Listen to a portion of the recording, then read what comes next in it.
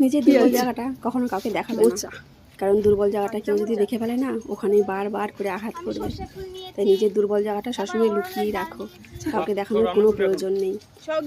তো যাই হোক বন্ধুরা, ছোটো একটা মিনি ব্লগ নিয়ে আবার চলে এসেছি।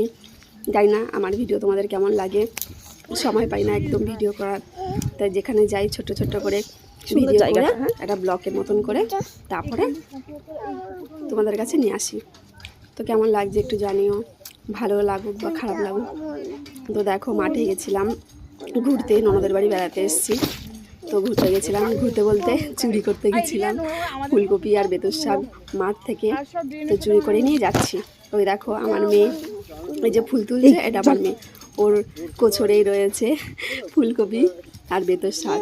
তো জায়গাটা দেখো কি অসাধারণ, এত সুন্দর জায়গা কি বলবো, মানে পুরো একদম জঙ্গল, মনে হচ্ছে যেন কোন জঙ্গলে চলে এসেছি বাইরের কোথাও। কিন্তু এটা আমার ননদের বাড়িরই জায়গা, এখানে কখনো আসা হয়নি, এই প্রথমেই এলাম। দেখো কি সুন্দর অসাধারণ, তাই না? প্রকৃতি মানেই অসাধারণ, এর তুলনা হয় না।